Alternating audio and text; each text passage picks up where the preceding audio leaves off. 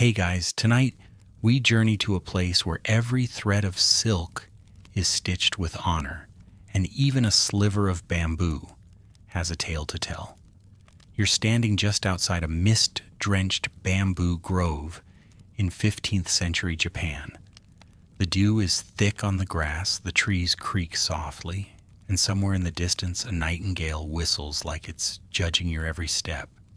Before you stands a samurai, helmet removed, fingers deftly picking something from between his teeth with what looks like a toothpick? Yep. A tiny, smooth, polished sliver of bamboo, no longer than a matchstick, delicately pulled from a hidden slit in his armor. It's a strange image, isn't it? One moment he's cleaving through enemies with a katana, the next he's worried about food stuck between his molars. But welcome to the gentle, baffling duality of the samurai. Fierce on the field, but never too far from a mirror, a hair comb, or yes, his beloved toothpick. And you probably wouldn't survive this. Not just because of the swords and arrows, but because of the expectations. Did you floss before facing your daimyo? No? Disgraceful. Better hope nobody notices that grain of rice lodged in your back molar. So before you get comfortable, take a moment to like the video and subscribe. But only if you genuinely enjoy what I do here. And while you're settling in, let me know in the comments where you're listening from and what time it is there. Now, dim the lights.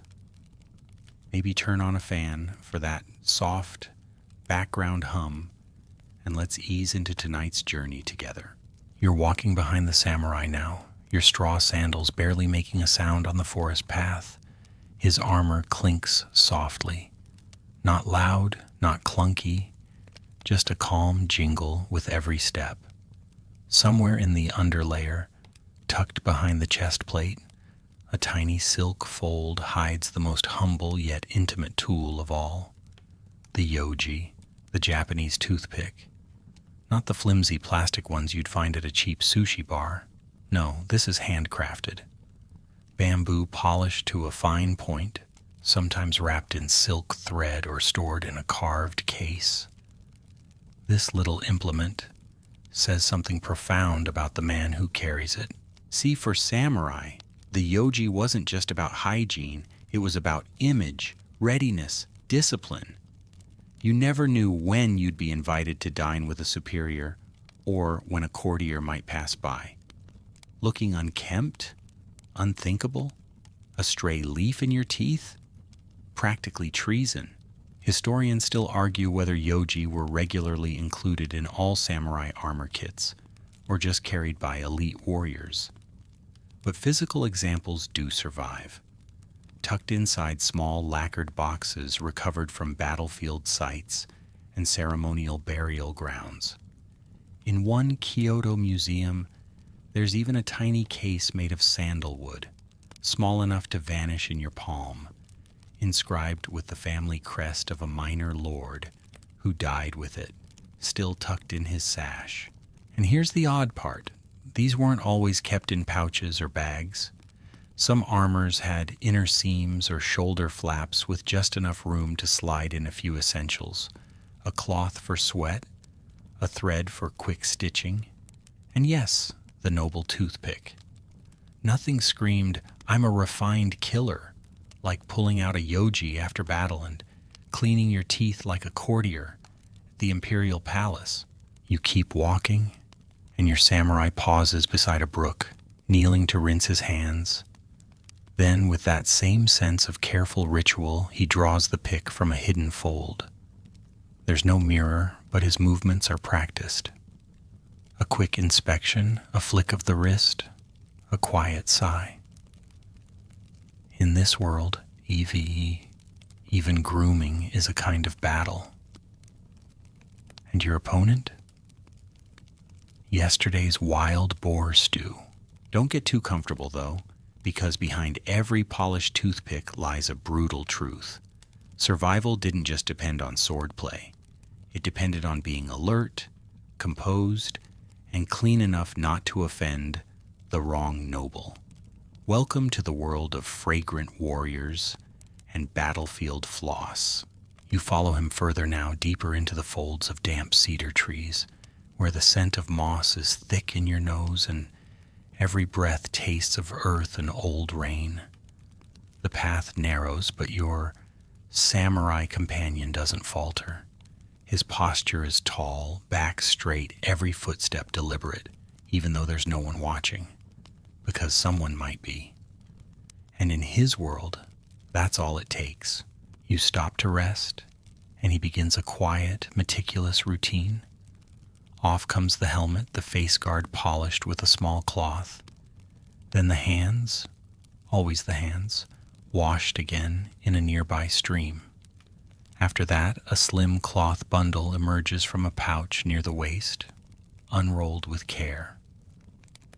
Inside, comb, mirror, toothpick, and a small jar of fragrant camellia oil, which he dabs at his jawline like a noble preparing for a poetry reading.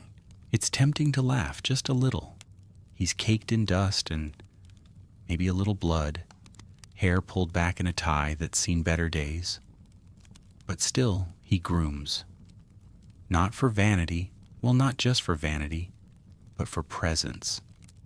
In samurai society, your outward appearance was believed to reflect your inner state. Dirty teeth, undisciplined mind, unkempt hair, a soul out of balance. And let's be real. Try giving an inspiring speech with something leafy stuck between your bicuspids.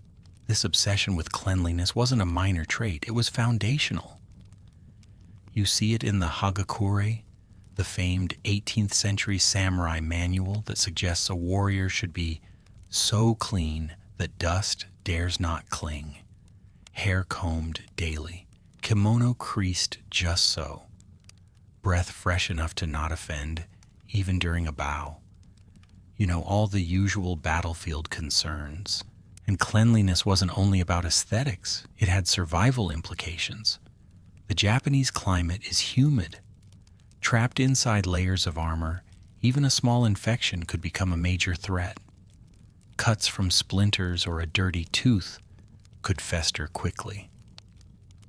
Samurai may have been feared swordsmen, but they were also meticulous about staying alive, and hygiene was an unsung part of that strategy.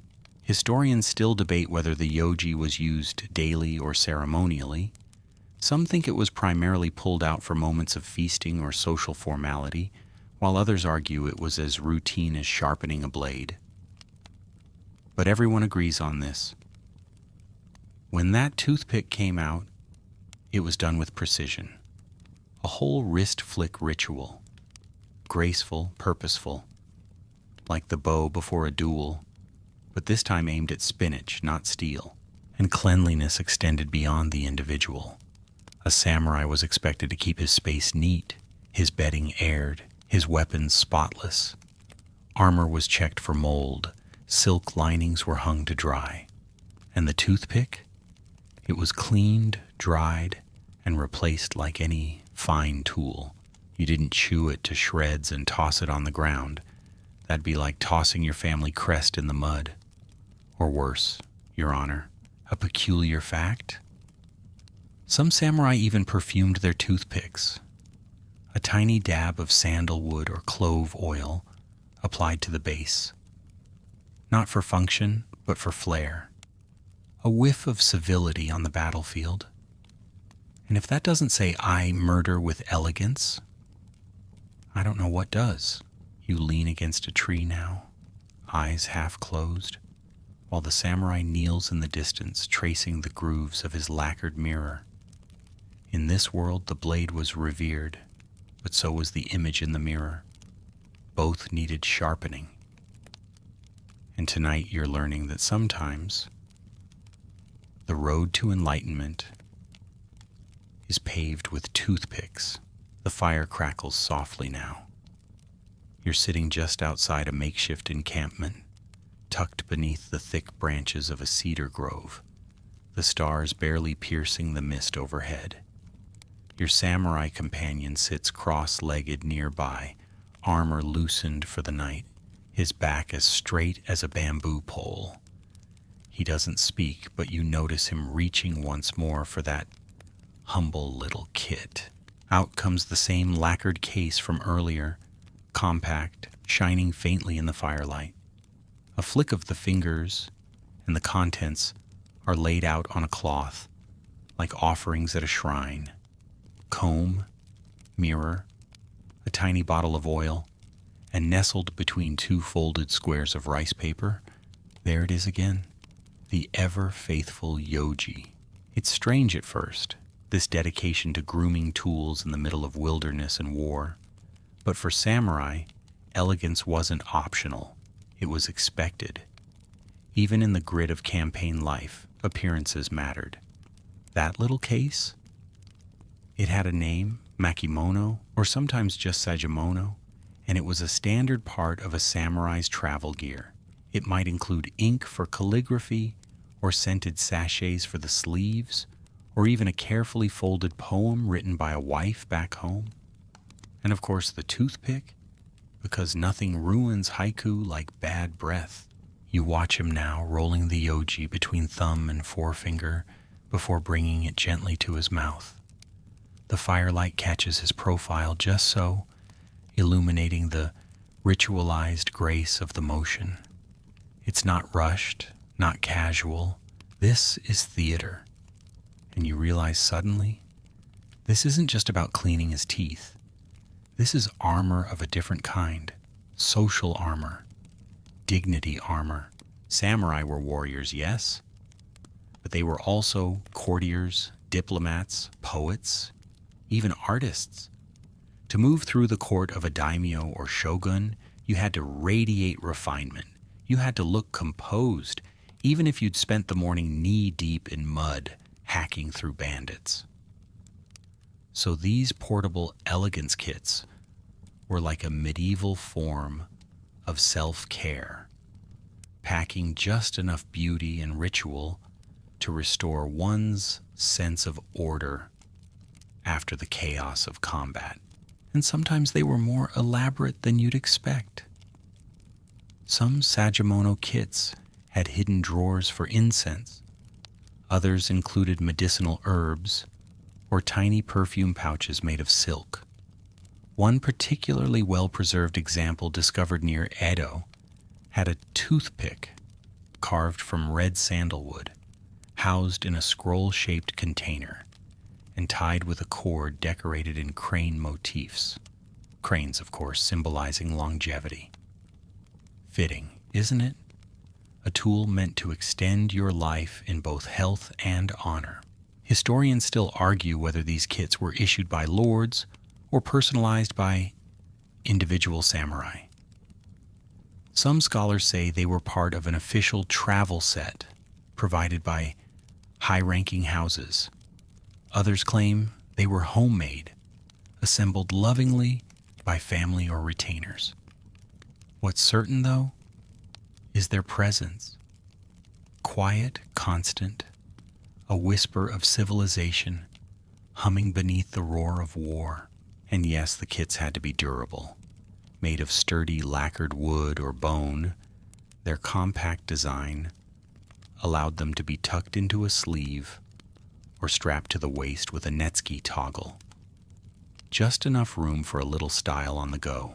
You shift now on your mat, sleep tugging gently at your shoulders as the samurai tidies his cloth. Each item is wiped, wrapped, and replaced with the same care given to a sacred relic. The Yoji goes last, slid back into its cradle of paper folds like a priest tucking away a holy object. And you can't help but marvel at the contrast. This man can draw a sword fast enough to sever a falling blossom. He's fought, bled, and maybe killed today, but he still made time to floss. In silence, under the stars, with reverence. So maybe the lesson here is simple. When the world feels chaotic and ugly, Find something small and gentle to restore you, even if it's just a fragrant toothpick in your pocket. The next morning arrives slowly. A pale gray light begins to seep through the canopy above, and the chirping of tiny warblers fills the misty air. Dew clings to every surface, and your blanket smells faintly of pine sap and smoke. The samurai is already awake, kneeling at the edge of a clearing, fastening the last strap of his do, the cuirass or chest plate. You see him patting the side of it just above the waist, where a barely noticeable seam hints at a small compartment beneath the scale layers. No larger than a folded fan, this hidden pocket is one of several. At first glance, it looks like nothing, just a structural crease in the armor. But it opens inward, revealing a small linen pouch tied with silk cord. From it, he produces a cloth-wrapped bundle. You've seen it before, but today, something new catches your eye. A small, bone-handled folding knife, delicate and smooth, clearly made for something more subtle than slicing open throats. He's preparing breakfast, dried persimmons, a wedge of barley cake, and strips of smoked boar, tough as old sandals. He tears the meat with his teeth, chews slowly, and then, predictably, reaches for the toothpick. Now that hidden pocket, that wasn't unusual. Many samurai armors, especially during the Sengoku period, were customized to include small compartments between layers of kozane or lamellar plates. These weren't just for decoration. They housed stitching threads, needles, small charms, spare flints, and yes, dental tools. Some even had protective talismans folded into scrolls and sewn directly into the lining.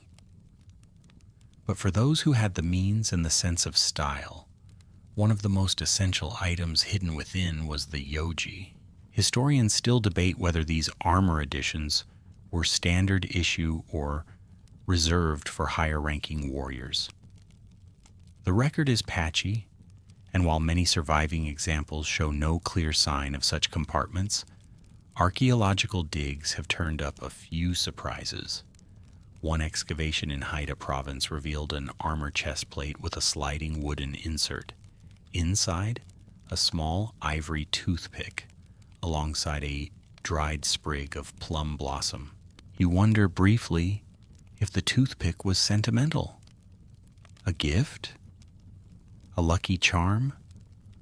Or perhaps it was the mark of someone who took their hygiene and their image seriously enough to make space for it even in battle.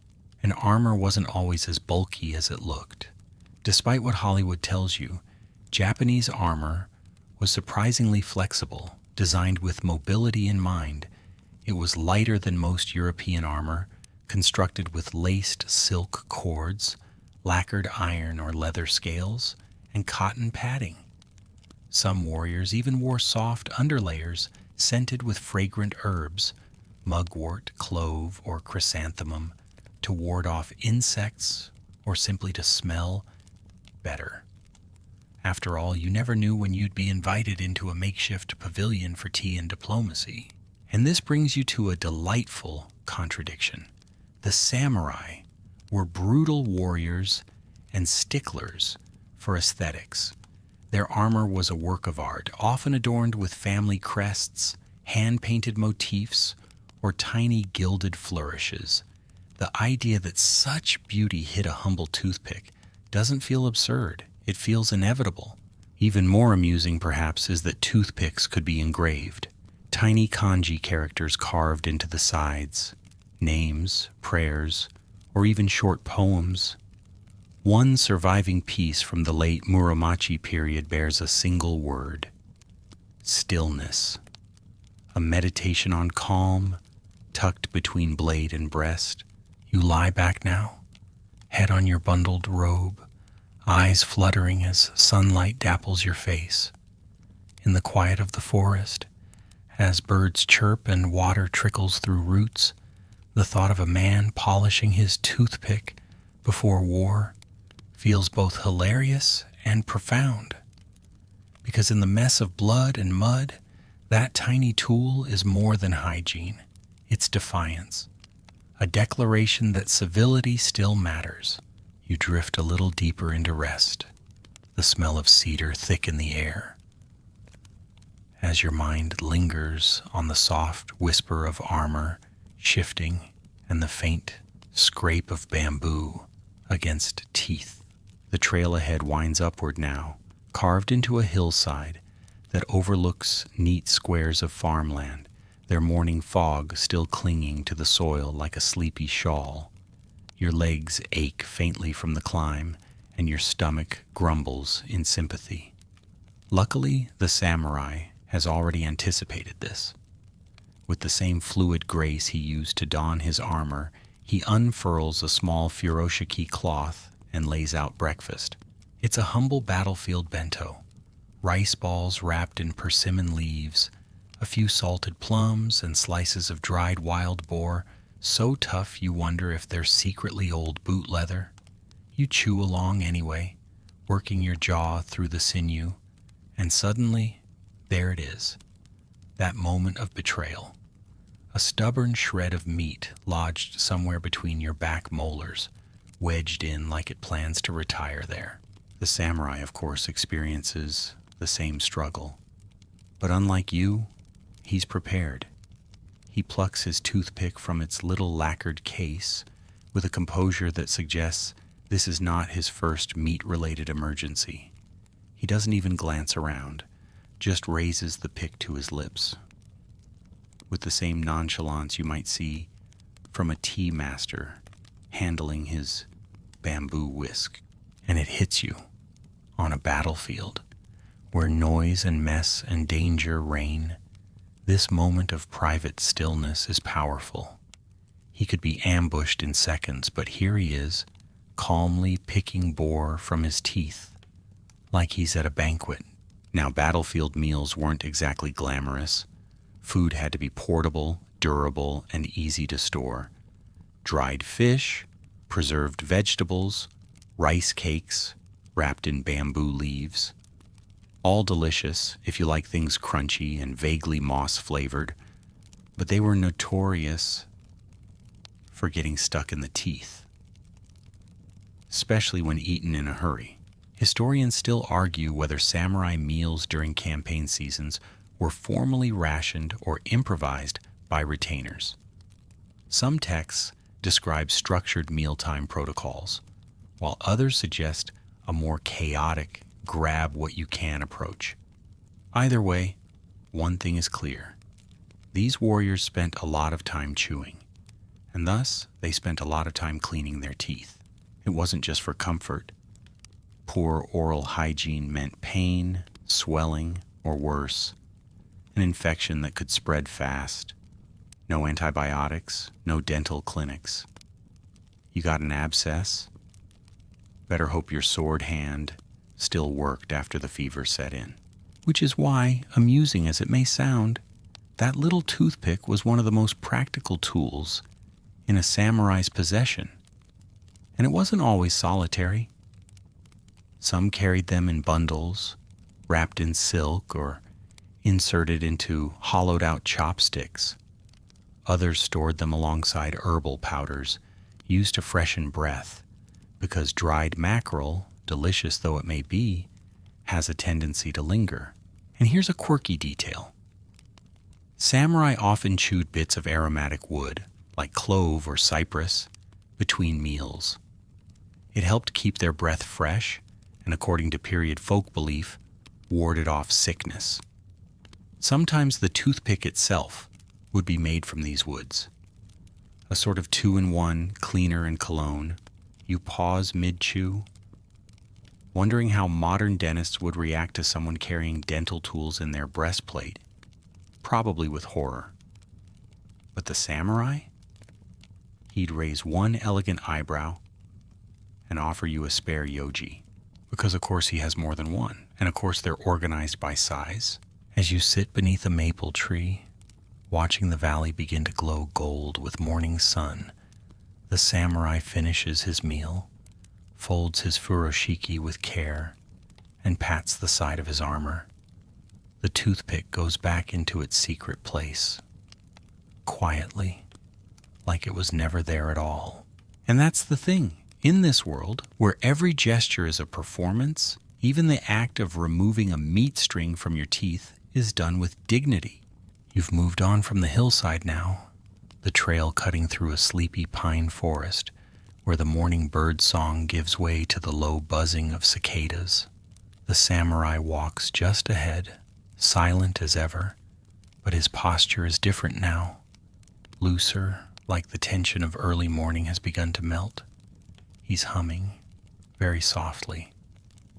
It's the kind of tune one might whistle while trimming bonsai or, yes, sharpening a toothpick.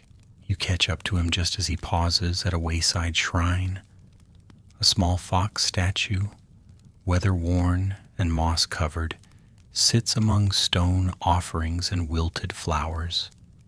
He bows, whispers something too soft to hear, and then reaches into his sleeve for, you guessed it, his toothpick.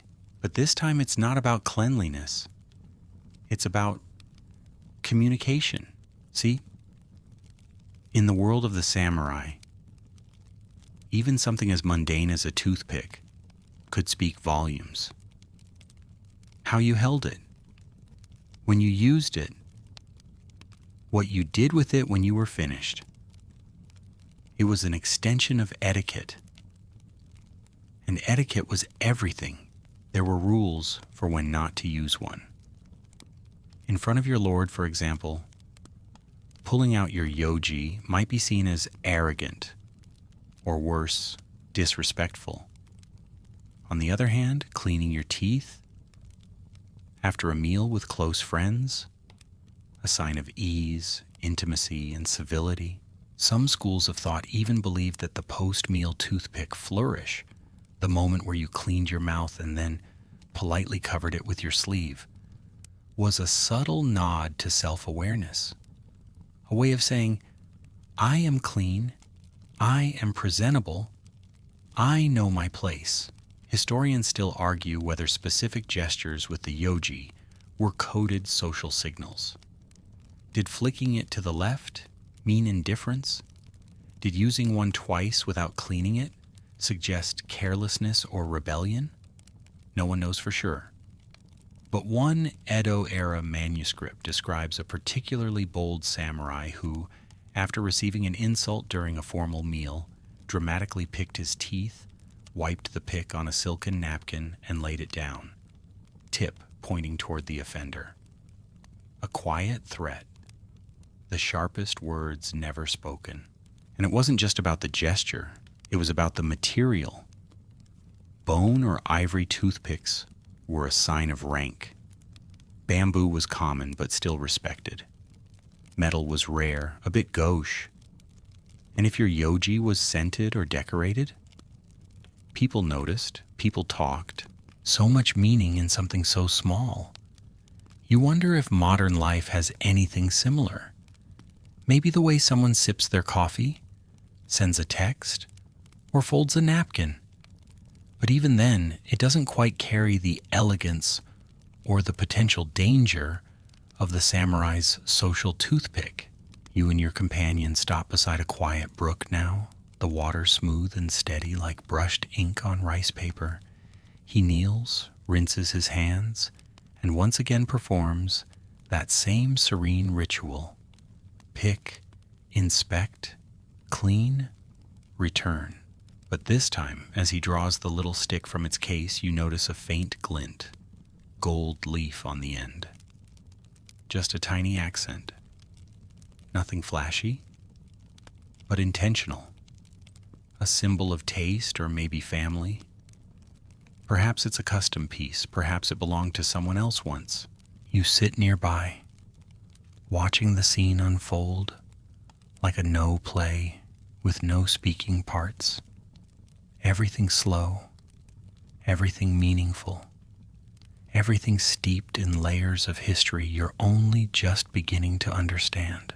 And you wonder, did every samurai treat their Yoji this way? Or is this man unique? Either way, you've come to appreciate what it means to carry such a delicate thing in a world built on steel and blood. Because when the wars are over and the swords are sheathed and the fires burned low, sometimes the truest sign of strength is how gently you hold a toothpick. The sun climbs higher now, peeking through the branches in warm shafts of light that make the dust glow like floating spirits. You're moving again. The forest giving way to open fields and a narrow footpath lined with stone lanterns. Your samurai guide leads you toward a village, though village may be generous. It's more like a smattering of thatched roofs, a shrine, and a tea house that smells faintly of roasted barley and ink. And that's where it happens. The most unexpected thing. A tea ceremony. In enemy territory, you both dismount beside a half-ruined pavilion, and even though you half expect arrows to whistle from the tree line, the samurai calmly pulls off his gauntlets, adjusts his robes, and steps inside with the serenity of a man preparing for an audience with the emperor himself. Inside, 3 men sit kneeling. You don't recognize the crest on their sleeves. Different clan, possibly rivals. And yet there is tea, hot, fragrant, poured in perfect silence. The rules of war suspended, if only for a moment, by the sacred hush of the tea ritual. And then, just before the first sip, your samurai, of course, reaches into his sleeve, retrieves the toothpick, and delicately brushes his teeth. You nearly laugh aloud, but no one else so much as blinks. You see, in the culture of Chanoyu, the Japanese tea ceremony, every gesture is deliberate. Every action has meaning. Cleanliness is not just hygiene, it is respect. Respect for your host, for the utensils, for the sacred space itself. Arriving with unwashed hands or food between your teeth, it would be like tracking mud into a temple. So yes, even in a wartime tea house, even with men who might be enemies come nightfall, the samurai must be clean, or at least look clean. Historians still argue how widespread these impromptu wartime tea gatherings were. Some believe they were more legend than fact, a romanticized notion penned by later chroniclers, but others point to letters, actual scrappy, ink-stained letters where commanders mention sharing tea with opposing forces during temporary truces, often under moonlight or mist. These were not formal truces signed on paper, but quiet pauses, a shared cup, a reminder of civility. And the Yoji? It played its part. The toothpick was often used just before entering the tea space, sometimes paired with a dab of perfumed oil or a quick rinse with a bitter mouthwash of salt and citrus peel. The goal wasn't just a clean mouth. It was a pure presence, a readiness to sit, reflect, and perhaps negotiate. Even if that negotiation was silent and steeped in matcha. Here's an odd fact. Some tea masters kept spare toothpicks in their chaji kits, just in case a guest forgot theirs. Imagine that level of hospitality. Please do sit. Would you like a fresh Yoji? Makes your local cafe seem a bit underdressed, doesn't it? Your samurai says little during the ceremony, but every move speaks. The way he bows, the way he rotates the teacup before sipping, the way he uses his sleeve to dab at the corner of his mouth. Yes, that same sleeve that earlier caught the pick. The ceremony ends. The tension that never quite disappeared lingers in the air, like steam. And as he stands, Your companion retrieves his toothpick once more, gives it a quick clean with a damp cloth, and slides it back into his sleeve with the same reverence one might show to a sword. And you realize this wasn't vanity. It was diplomacy, a way to show respect through order, and respect was its own form of power. As you walk back into the bright afternoon, fields stretching toward distant hills, you carry with you the scent of tea, the sound of silence, and the memory of a battlefield that paused just long enough for a little bamboo stick to shine. The hills roll gently now, velvet green against the sun, and the wind tugs softly at your sleeves. You've left the tea house behind, but the sense of quiet dignity still clings to the air. Your samurai companion doesn't speak, but you can tell something in him has shifted. He's walking slower, more reflective, as if pulling threads from the past with every step. You follow him into the shade of a torii gate, its vermilion fading under years of sun and storm. Beyond it lies an old manor house, crumbled, forgotten, swallowed by weeds and time. But your samurai seems to recognize it. He bows before the steps and for a long moment says nothing. This was once the home of a Heian courtier, he tells you quietly. A distant ancestor, long before the armor, before the blade, before the battlefield toothpick, there was poetry, perfume, and silk. And that's when you begin to understand something essential. The samurai's elegance didn't come from nowhere. It was inherited from the Heian aristocracy, those dainty paper-fanned nobles who spent more time composing verses than waging war. The samurai may have drawn blood, but the court taught them how to sit, speak, and yes, even groom. In the Heian period, appearance was everything. Men wore flowing robes, perfumed their beards, and blackened their teeth in elaborate rituals of beauty. Toothpicks were already in vogue, tiny ivory tools often stored in perfumed cases or tucked into embroidered sleeves. To chew food without cleaning your mouth afterward? Unthinkable. Social ruin. One famed diary from the 10th century even recounts a nobleman who was publicly shamed for having visible food debris during a poetry recital. Harsh? Sure. But in a world where your appearance was your status, every detail mattered. And the toothpick?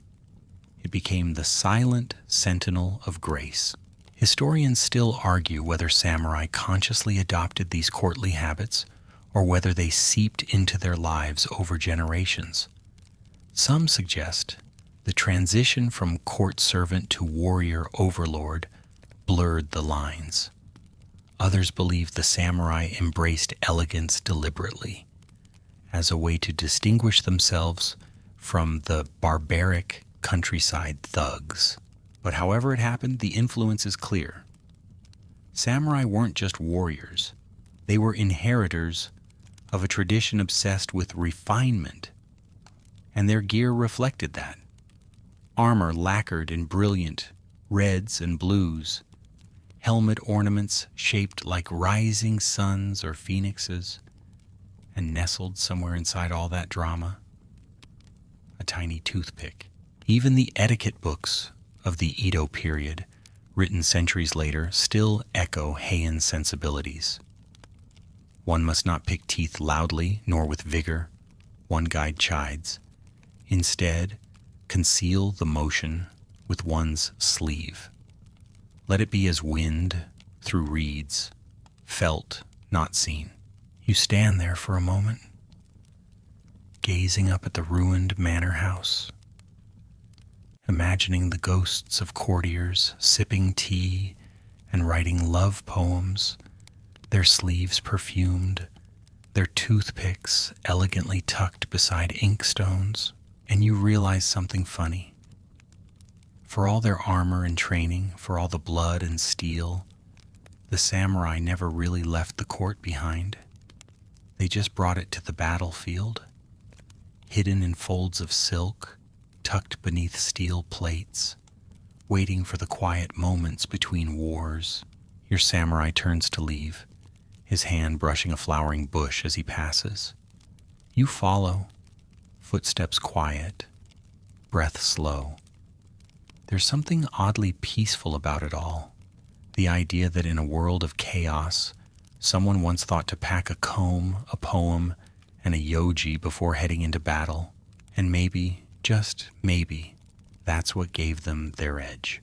Not just the sword, but the stillness between strikes. The grace, the intention. The kind of man who could clean his teeth with dignity under a burning sky. The road turns rocky now, the landscape shifting from rolling fields to jagged outcrops and narrow paths that hug the mountainside like ribbons of stone. Far below, a river coils lazily through the valley, silver in the afternoon light. The air is cooler here, sharper, and it smells of moss, damp lichen, and pine bark, rubbed raw by wind. Your samurai guide slows as the path levels off near a wooden rest station, little more than a bench, a bucket, and a bamboo pipe trickling cold mountain water into a stone basin. And waiting there, leaning on a staff carved with intricate runes, is a man who looks far too old to be out here. He bows slowly, a bit dramatically, and then flashes something utterly unexpected. A wooden sign, inked with a single character. Tooth. No, really. The samurai smiles. And suddenly you're in the company of a haisha, a traveling tooth doctor. These men were the wandering dentists of medieval Japan, part healer, part entertainer, and occasionally a bit of a quack. They carried herbal salves, tiny chisels, bone scrapers, and a frightening collection of hooks. But not all were butchers with bamboo drills. Some were trained. Some even studied under Buddhist monks who believed that dental care was part of spiritual hygiene, another form of cleansing the body's gates. You sit and watch as the old man opens a faded cloth roll. Inside are tools as delicate as surgical instruments, thin silver picks, bundles of slender yoji tied with red string, and a tiny ceramic jar filled with powdered cloves and crushed mint leaves. Your samurai extends his hand, opens his mouth slightly, not in pain, but in routine. A checkup. The old haisha nods, mutters something about excellent spacing, and begins his work. It's oddly tender, this interaction between warrior and wandering dentist. No armor here, no bravado, just the quiet respect of two craftsmen in their own strange ways. Historians still argue about the legitimacy of these traveling toothmen. Some say they were charlatans who preyed on fearful villagers, offering miracle cures and snake root rinses. Others believe they performed genuine, necessary care, especially for warriors constantly exposed to poor water, strange diets, and the ever-present danger of a tooth gone wrong. And while some tooth doctors specialized in yanking and bleeding, ouch, others leaned toward maintenance. Toothpick sellers often worked alongside them, hawking bundles of fine bamboo sticks cut to size. A good yoji wasn't just sharp. It had to be flexible, like a blade that bent but didn't break. One fringe tidbit from an Edo-era scroll describes a tooth cleaner monk who performed cleansing ceremonies involving incense, sutras, and a golden yoji dipped in sake. Whether that actually happened or was just a poetic exaggeration, we'll never know. But it's fun to imagine. Back on the bench, your samurai finishes his inspection. The haisha wraps up a fresh toothpick in the oiled paper and hands it over with a grin. It's cherry wood, light as air, with a faint floral smell. Not a weapon, not a charm, just a very nice stick, carefully crafted. The samurai bows again, slides it into a hidden seam in his shoulder wrap, and motions for you to follow. You glance once more at the tooth doctor, who is now humming to himself and boiling herbs in a clay pot. And you realize that in this world, even a toothpick has its guardian. A man who travels dangerous roads, not with a sword, but with powder, oil, and the belief that a clean mouth leads to a clear heart. As you continue on, the wind picks up and the trees sway gently, whispering secrets that only samurai and tooth healers seem to understand. Evening settles gently over the mountains, painting the sky with streaks of ash blue and persimmon pink. You're descending into a small hamlet now, where tiled roofs curl upward like dragon tails, and paper lanterns sway lazily in the warm breeze. The scent of grilled eel drifts from a corner food stall, mingling with incense from a roadside shrine. A dog barks once, then gives up, presumably deciding nothing in this world is urgent. Your samurai companion pauses outside a wooden house with sliding doors and a tiny garden of moss and pebbles. He kneels and bows his head, not low, but respectfully. It's not a shrine, and it's not a dojo. It's a bookstore, or more precisely, an etiquette shop. Inside, shelves of handwritten scrolls, thick instruction manuals, and painted fans covered in advice for the upwardly mobile samurai. And among those old papers, a worn guide titled Refinements of the Warrior, From Stables to Supper. He opens it and flips to a dog-eared page halfway through.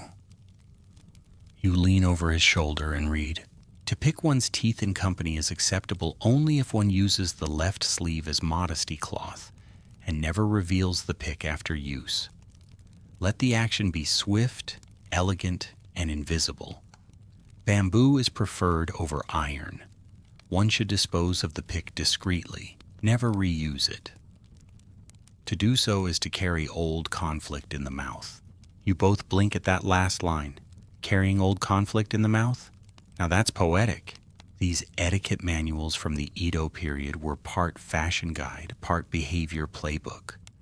Written for samurai, merchants, and even ambitious farmers, they taught how to dress, walk, bow, sip tea, write a letter, and yes, how to clean your teeth like a proper human being. Historians still argue about how widely read these manuals were. Some say they were ceremonial, displayed more than studied. Others believe they were carefully read by anyone hoping to impress a daimyo or marry into a higher-ranking family. But one thing's certain: they're obsessed with details. The kind of details you'd never think mattered, until they did. Like how to sneeze politely, or how to enter a room without making the paper door sigh too loudly. And naturally, how to use a toothpick in such a way that no one ever saw it, yet everyone knew it had been used. You thumb through another scroll and find an illustration. A young samurai bowing low, his sleeve subtly lifted to conceal his mouth, a faint line indicating a toothpick just visible under the cloth. The caption reads, "Cleanliness is the perfume of the disciplined." Your companion smiles at this. He folds the scroll, nods to the shopkeeper, and replaces it gently on the shelf. And there's something comforting about it. The idea that somewhere in a dusty town, long before toothbrushes with sonic heads and mint foam, someone took the time to write rules about using a stick in your mouth with dignity. That someone considered elegance, not just action, worth documenting. You leave the shop. The sound of wind chimes soft behind you and wander past the village's edge. A mother calls her child in for dinner. A monk sweeps fallen petals from temple steps. The world, once again, is quiet. Your samurai pulls out a fresh toothpick, holds it up to the fading light, inspects it like a jeweler assessing a diamond, and slides it behind his ear for safekeeping. Because even in rest, you must be ready. The road turns dusty now as you leave the tidy lanes of the village behind. The lanterns fade into memory, and fields stretch out in golden silence beneath the setting sun. Your samurai strides ahead, his silhouette long and lean, sword bouncing gently at his hip with every step.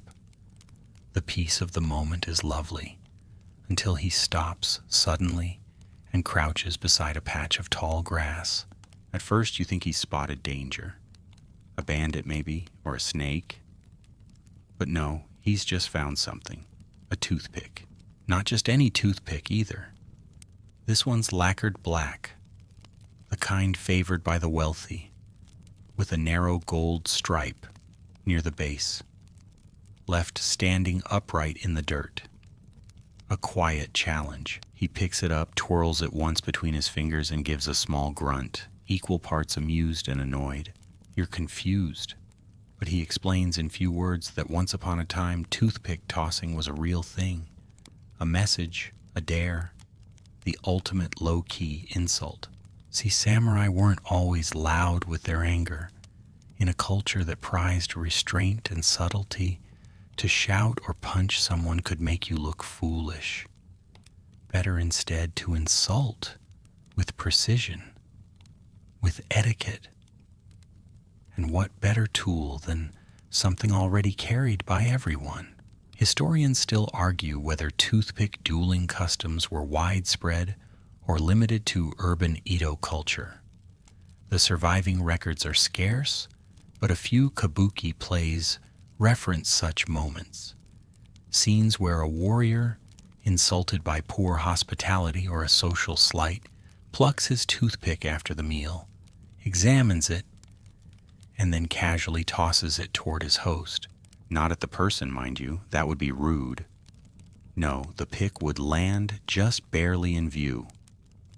Enough to be noticed. Enough to say, you've dishonored yourself. And I see it. The 17th century equivalent of leaving someone on red. And in rare cases, the gesture escalated. One tale tells of a Kyoto merchant who, after tossing his Yoji in protest of a rival's price hike, was challenged to a duel in the alley behind his shop.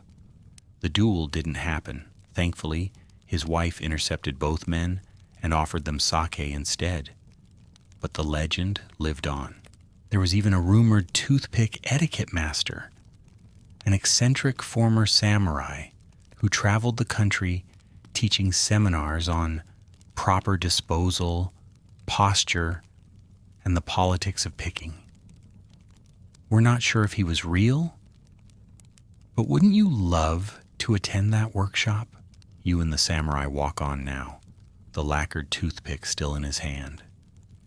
He flicks it once toward a small boulder, not aggressively, just with practiced ease, and it lands with a quiet tick, straight as an arrow. He says nothing, but you get the message. If someone throws their toothpick at you, duck. You walk on in silence, processing the sheer absurdity and beauty of a world where even the tiniest gesture held meaning, where manners were martial, where something as humble as a pointed stick could carry insult, respect, or deadly intention.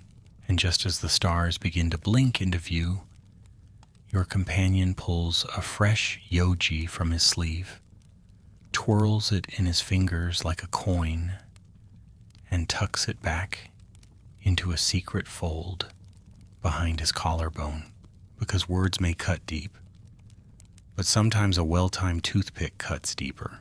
Night descends fully now, soft and heavy like a woven blanket draped across the hills. Crickets chirp in lazy chorus. A low breeze rustles through the bamboo groves, carrying the clean scent of damp earth and the faint memory of temple incense. The stars above seem impossibly bright, stitched across the sky with the precision of a no-performer's kimono. You and the samurai settle in a small roadside hut, a rest stop for travelers. A single oil lamp flickers on the table between you, casting long shadows that dance across the wood walls. He sets aside his weapons, then slowly, almost ceremonially, begins to clean his mouth again. Toothpick drawn, motions fluid. By now you know the rhythm by heart. And it's here, in this quiet place beneath the heavens, that he finally speaks.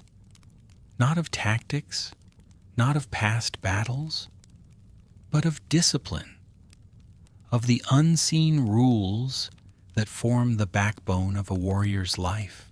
Bushido, he says, is not just about the blade. It is a path of balance, stillness in motion, grace in hardship, clean teeth in a world of chaos. It sounds ridiculous at first, until he explains that oral hygiene was considered part of spiritual hygiene. A clear mouth meant a clear conscience. An orderly appearance reflected an orderly heart. Zen monks encouraged this belief, teaching that cleanliness of the body, of the breath, of the tongue was not vanity, but mindfulness. Just as a cluttered room distracts the eye, a mouth filled with rot clouds the mind. One must remove debris, both literal and metaphorical, to walk the path rightly. Historians still debate how closely linked Bushido and personal hygiene truly were. The written codes focused more on loyalty, courage, and honor than on dental habits.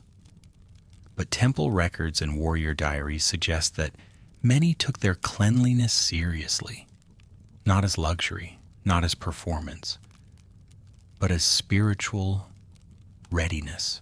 And here's a charming fringe belief. Some monks taught that foul breath could offend not only others, but the gods themselves. Entering a shrine with an unclean mouth was akin to tracking mud through a sacred space.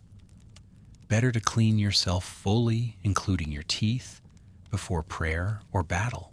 The samurai demonstrates as he speaks. He pulls a second toothpick from a tiny pouch at his waist. Not bamboo this time, but a delicate piece of carved antler. It has a flower-shaped handle. Cherry blossom, by the look of it. He explains it was a gift from his mentor, passed down like a sword, like a name. It wasn't used often, kept more for ritual, but it still carried the scent of sandalwood and the smooth polish of years. There's a quiet moment then. Just the flicker of the lamp, the hum of insects, the gentle scraping of Yoji along tooth, and you think to yourself, what a peculiar kind of warrior this is. A man who kills with precision, bows with grace, and flosses with reverence. He finishes, rinses with a swig of cool tea, and then carefully places the toothpick back into its wrapping. Not discarded, never discarded. Items of care are cared for in return. You lie back on your mat, lulled by the rhythmic breathing, the distant hoot of an owl, and the warmth of oil light. Outside, the wind carries the faint scent of cedar and old stories. And in this world of order and ritual, of fire and fragrance, of swords and toothpicks, you finally begin to understand what it means to carry stillness into war. The next morning arrives not with fanfare, but with the soft hush of mist creeping over the hills like a sleepy cat. Dew drips from pine needles. The stones beneath your feet are slick with moisture. Your samurai companion wakes before the birds, slipping out of the hut with practiced silence. You follow, groggy but curious, as he leads you to the edge of a shallow stream. The water is so clear you can see every pebble, every darting fishlet. He kneels, washes his hands, and then, of course, retrieves a small parcel from the folds of his robe. But this toothpick is different. Delicately carved from ivory, inlaid with flecks of mother of pearl, and polished to a soft gleam, it glows in the morning light. A pattern runs along its length, stylized cranes in flight. He holds it with both hands, gently, almost reverently. He says nothing at first, but then, with the kind of voice one uses only in temples and around campfires, he tells you the story. This toothpick belonged to his sensei, the man who taught him swordplay, ink painting, and how to read a poem without blinking. The man who always kept his Yoji tucked in the folds of his haori like it was more precious than steel. Elegance, the sensei used to say, is the only thing worth fighting for that never rusts. And when he died, this was what he passed down. Not a blade, not a battle plan, but a tiny toothpick box wrapped in silk, sealed with wax, and pressed into his student's palm with shaking fingers. You're not sure whether to be touched or amused, but the samurai's expression tells you this is sacred. More than tradition, more than a keepsake. It is lineage, a reminder of care, order, and the strange, wonderful pride of living with intention. Historians still argue about the heirloom status of grooming tools. Most records focus on swords, scrolls, and armor, but household inventories occasionally mention elaborate toothpicks carved from sandalwood or coral, passed between generations. Some even bore family crests or imperial poems etched into the handle. There's one particularly charming example housed in a Kyoto museum, a Yoji believed to have belonged to a female samurai, or onabu geisha, from the early Edo period. It's made of lacquered cherry wood, capped in gold, and stored in a case shaped like a lotus flower. Legend says she used it before duels to calm her nerves. And why not? For a warrior raised in the cradle of ritual, even the smallest habits could be meditative. You watch your companion now as he holds the ivory pick to the light, then gently returns it to a cloth pouch lined with camellia petals. He doesn't use it. He never uses it. It's not for that, it's for memory. He carries another, plainer Yoji for daily life. The heirloom stays tucked away, near the heart, near the skin, where warm breaths and soft movements won't disturb its weight. And in that act alone, you begin to see the shape of an entire world. A place where warriors don't just polish swords, but toothpicks. Where lineage isn't always bloodlines or battle scars, but tiny acts of attention passed down hand to hand.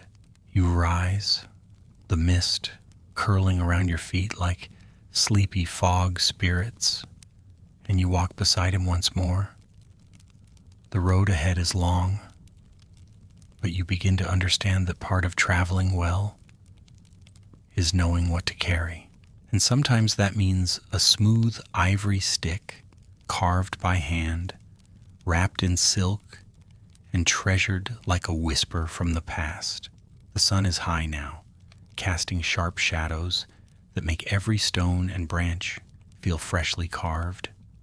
The road has flattened into an old trade path, lined with cedar planks and the occasional carved milestone. You're nearing the coast.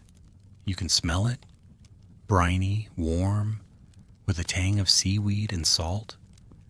And as gulls cry overhead and fishing boats bob far below, something unexpected appears on the road ahead.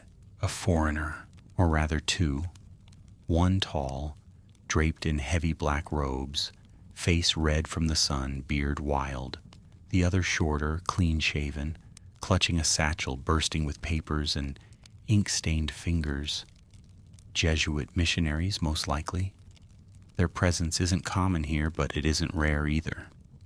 They bow awkwardly and offer greetings in fractured Japanese. Your samurai bows in return, polite but reserved. You all sit briefly in the shade of a roadside pavilion, sharing water and pleasantries.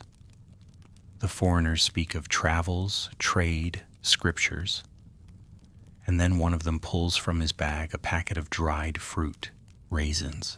The samurai accepts them with thanks, samples one, and immediately reaches for his Yoji. The foreigner watches, fascinated. He's never seen anyone use a toothpick like that before. So delicately, with such flourish, sleeve covering the mouth, the pick flicked clean and silently returned to its case. He mimics the motion with a twig, rather clumsily, and asks through a translator what it means. Your samurai replies with a single word, manners. And thus begins a wonderfully awkward cultural exchange. The Jesuits offer their own versions of dental care, small bone-handled picks from Europe and a bristly brush meant to be chewed. They explain that in their homeland, toothpicks are common but not performed, not choreographed like a tea ceremony. Your companion listens with quiet amusement, then explains that for a samurai, everything is a performance, even how you sit, how you drink, how you cleanse your mouth. Historians still puzzle over the reactions of early foreign visitors to Japanese grooming customs. Some accounts describe admiration for the precision and elegance of samurai manners. Others, especially Dutch and Portuguese writings, express bewilderment, even suspicion, at the ritualistic approach to hygiene.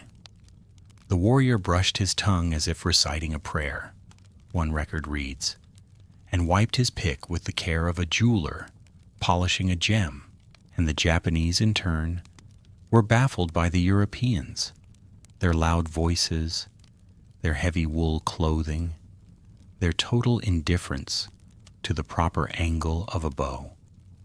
But nothing, apparently, was as confusing as their breath. There's even a letter written by a Japanese interpreter in the early 1600s describing a European diplomat who spoke kindly yet smelled of cheese and despair. A brutal, if poetic, review. So while the guns and ships impressed the locals, the grooming left something to be desired. The samurai, for all his curiosity, tucked his toothpick away with a small sigh, likely deciding that these guests were beyond the help of etiquette scrolls. Still, respect was shown. Tea was poured, stories were exchanged, and in the flickering shadows of the pavilion, cultures clinked together like mismatched porcelain cups, uneven, imperfect, but not without charm. You leave the missionaries behind, their sandalwood cross glinting in the sun, and continue down the path. The wind picks up, carrying the sounds of gulls and the rhythmic splash of oars, and your samurai, perhaps out of habit or perhaps out of relief, retrieves his Yoji once more, gives it a tiny flourish, and tucks it back into place like a punctuation mark.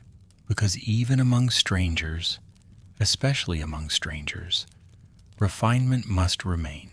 The coastline glitters before you now, endless blue where sea kisses sky, and the air hums with salt and wind and distant bell chimes from harbor temples. You've come far, the journey etched in your bones, your sandals worn, your thoughts strangely occupied by the curious elegance of toothpicks. Your samurai companion leads you down a sloping path toward a seaside village. The harbor is busy but not loud.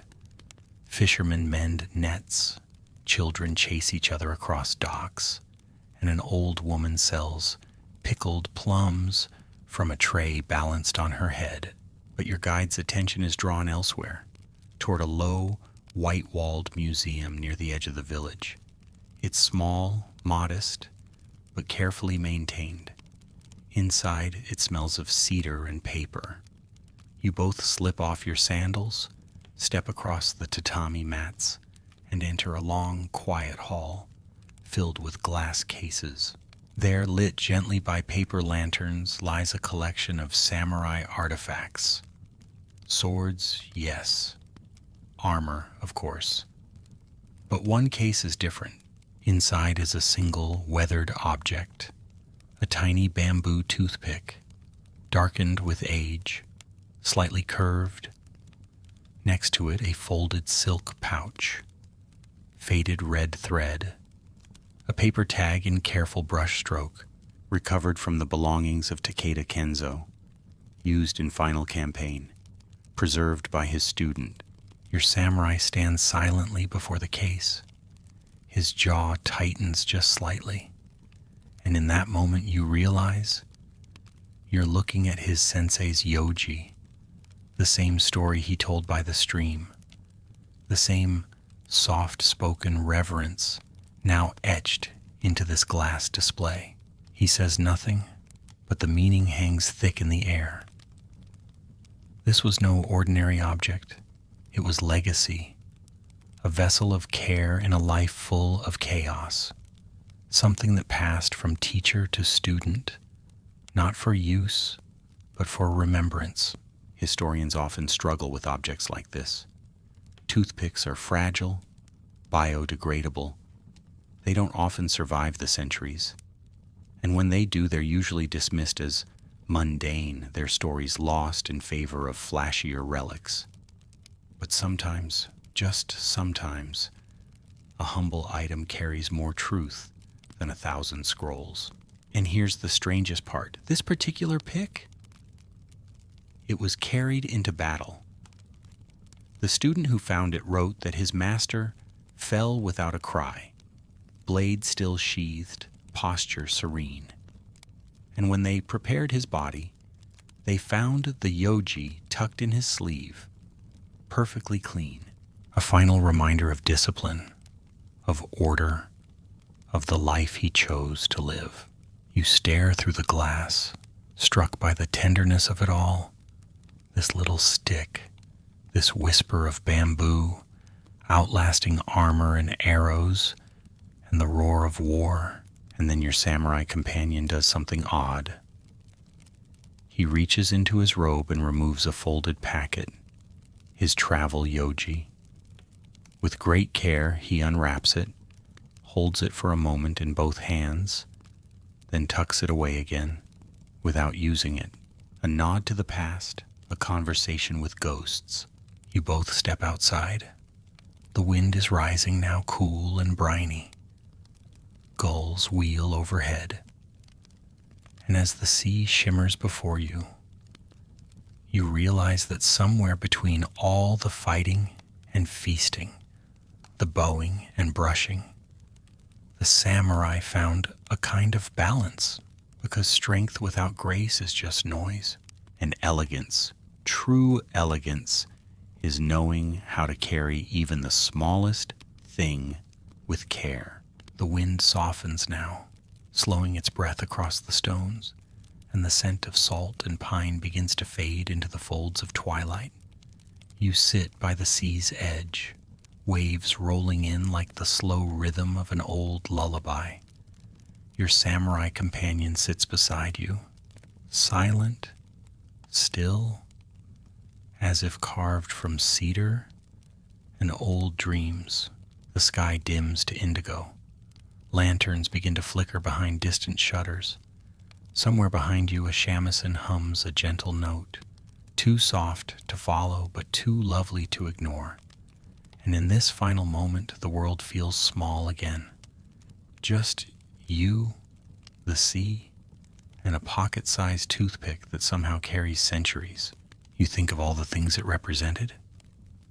Cleanliness, yes, but also memory. precision, respect, a code of life that stretched far beyond battlefields and blades, a belief that no part of your being, no matter how small, should be neglected, that even the space between your teeth was worth caring for. The samurai says nothing but his presence speaks, and you feel it now, the truth tucked into 1,000 quiet actions, the legacy passed not in titles or triumphs, but in the way someone folds a cloth, or bows before tea, or flicks a bamboo stick into a silk pouch and carries it through the fog like a promise. So tonight, as you lie back and let your breath match the hush of the surf, you carry that stillness with you, that reverence for the ordinary, that peace found in routine. Let the waves lull you, the breeze cradle you, and the memory of a humble toothpick rock you gently towards sleep. You're safe now. You're steady. You're exactly where you need to be.